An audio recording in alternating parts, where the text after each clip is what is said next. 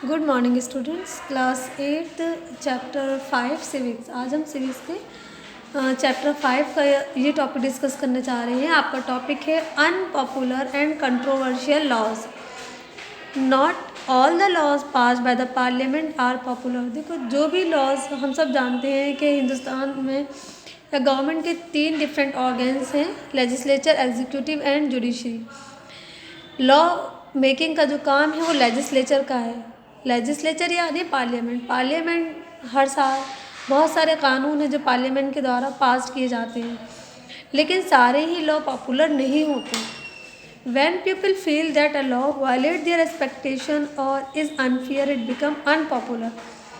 जब कभी भी लोगों को ऐसा लगता है कि ये जो कानून पास हुआ है पार्लियामेंट के द्वारा, उस कानून के ज़रिए उनके एक्सपेक्टेशंस वायलेट होंगे और ये उनके लिए अनफेयर है, तो वो कानून अनपॉपुलर रहते हैं।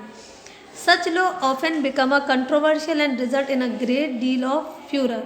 और इस तरह के जो लॉज होते हैं वो क्या होते हैं, वो कंट्रोवर्शियल लॉज बन जाते हैं। और उनका नतीजा क्या निकलता है? नतीजा ये होता है कि लोग उनको फॉलो नहीं करते और ये एक कंट्रोवर्सी में चले जाते हैं। As we saw in the preceding paragraph, the Assault Act of the British was widely disliked by the Indians। जैसे कि मैं आपको बताया था, मैंने आपको साल्ट लॉ के बारे में बताया था। अंग्रेज़ों ने जो साल्ट एक्ट बनाया था वो एक ऐसा कानून था जिसको हिंदुस्तानियों ने पसंद नहीं किया, क्योंकि साल्ट से रिलेटेड कौन पे करेगा tax. The Indian showed their resentment of the unfair law by breaking the law under the guidance of the Mahatma Gandhi.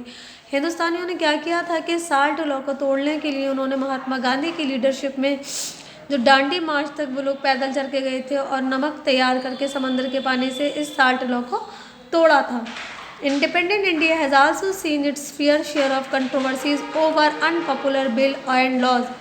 अगर हम इंडिपेंडेंट इंडिया की बात करें, अगर हम इंडिपेंडेंट इंडिया को देखें तो हमें पता चलता है ऐसे बहुत सारे कंट्रोवर्शियल लॉज और अनपॉपुलर बिल रहे हैं जिनको लेकर काफ़ी कंट्रोवर्सी रही है। Some such example include bill on hawking and vending on street. कुछ बिल कौन कौन से हैं जिसमें कि bills hawking and vending on street पे जो कानून बनते हैं वो हैं। रेगुलराइजेशन ऑफ अनऑथराइज्ड कॉलोनीज़ को लेकर कानून बना है, ये भी कंट्रोवर्शियल लॉज की कैटेगरी में आते हैं। Removal of industries from residential areas के, रेजिडेंशियल यानी कि जो रिहायशी एरियाज़ हैं वहाँ पर फैक्ट्रीज और इंडस्ट्रीज़ नहीं होनी चाहिए, इस तरह का जो कानून है वो भी कंट्रोवर्शियल लॉ की कैटेगरी में आता है। As these laws affected segment of society adversely, they came out in opposition of these bills. As these laws affected segments of the society adversely, they came out in opposition of these bill. इस तरह के law जो बनते हैं वो क्या होते हैं, वो सोसाइटी को अफेक्ट करते हैं और उसका सोसाइटी पर एक तरह से एडवर्स इफेक्ट पड़ता है और लोग उनको फॉलो नहीं करते बल्कि इसके अगेंस्ट में चले जाते हैं। People use varied means to draw attention to these act. लोग क्या करते हैं, अलग अलग रास्ते अख्तियार करते हैं अटेंशन को, लोगों की अटेंशन को अट्रैक्ट करने के लिए। They restore to protest and demonstration, discussion and debate on public forum, reporting on TV channels, approaching the concern ministry और द जुडिशरी टू सीक रिड्रेसल्स।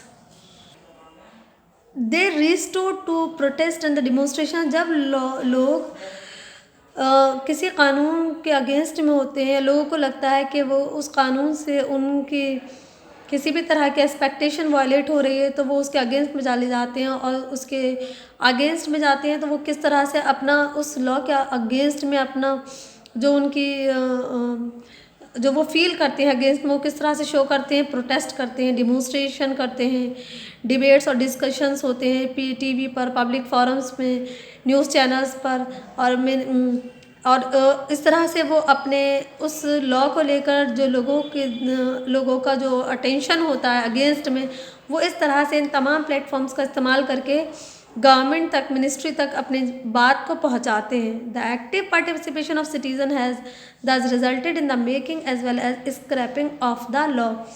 लोगों का यानी कि सिटीजन्स का जो नागरिक होते हैं उनका ये जो पार्टिसिपेशन होता है इस तरह से, तो इसी का नतीजा होता है कि उस लॉ को या तो मॉडिफाई किया जाता है या उसको चेंज कर दिया जाता है या ख़त्म कर दिया जाता है। क्योंकि जो कानून होते हैं बेटा, आपको एक बात बता दें, वो लोगों के लिए बनाए जाते हैं, लोगों को कानूनों के लिए नहीं बनाया जाता। तो जब तक कि कोई कानून लोगों पर फिट नहीं बैठेगा तो लोग उसको फॉलो नहीं कर सकते। आज आपका ये चैप्टर कंप्लीट हो गया है। ये आपकी एक्सरसाइज है। हमेशा की तरह आपको करना क्या है, एक्सरसाइज अपनी बुक पर और क्वेश्चन आंसर कॉपी पर करने हैं। इसकी PDF मैं आपको बनाकर भेज दूंगी।